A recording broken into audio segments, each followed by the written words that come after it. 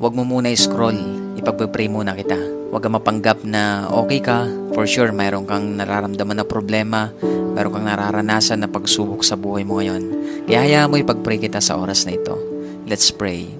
Father God in heaven, in the name of Jesus, with the power of the Holy Spirit, Panginoon, salamat po sa mga oras na ito kasama po ang aking kapatid na nasa kabilang screen, Panginoon. Lord, hindi po aksidente na nandito siya.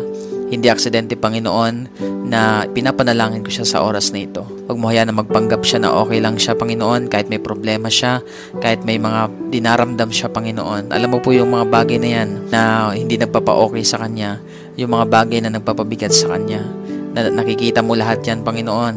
Kahit hindi niya sabihin, Panginoon, kahit hindi niya, Lord, i-share yan sa iba, nakikita mo yan, Panginoon. Alam mo kung paano siya nahihirapan. Alam mo kung paano siya nabibigatan sa lahat ng mga problema na yan, Panginoon.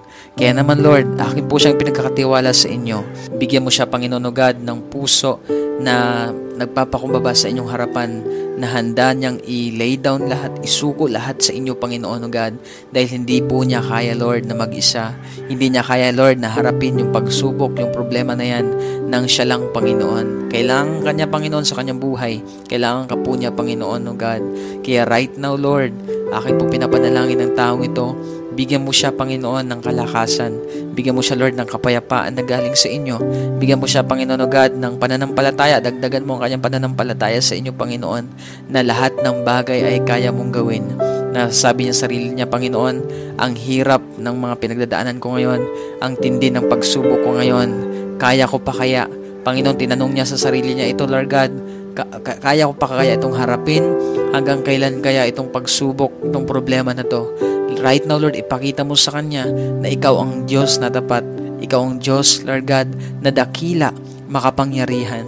Panginoon, minsan mo pa siyang yakapin, Lord God. Tulungan, Panginoon, sa kanya pong pinagdadaanan ngayon. Hayaan mo, Lord God, na unti-unti niya, Panginoon, makilala ka rin sa gitna ng pagsubok, problema na kanyang pinagdadaanan ngayon, Panginoon. Lord, pinagkakatiwala ko siya sa inyo. I speak, Lord God, blessings. I speak strength. I speak peace, Lord God. I speak, Lord God, faith, Panginoon. I speak, Lord God, courage, Panginoon, sa kanya pong puso in the mighty name of Jesus. In the mighty name of Jesus. Hayaan mo, Lord, na in this time of troubles, Panginoon, ng taong ito, ay doon niya makita kung sino ka sa kanyang buhay, Panginoon. Lord, ito po ay pinahintulot mo sa kanya upang mas tumatag siya, upang, Lord, mas makilala ka rin niya sa kanyang buhay, Panginoon. Mas makilala ka pa niya. Maraming salamat, Panginoon. Pinagkakatiwala ko po siya sa inyo. In Jesus' name, amen and amen. So, I hope na-encourage ka sa video na to. Kung gusto pa makilala si Lord, basahin mo yung Bible mo. And also, pwede mo i-follow yung page natin ito dahil nag-upload ako dito ng prayers, encouragements, at iba pang videos katulad nito. Maraming salamat. Always remember that Jesus loves you. God bless.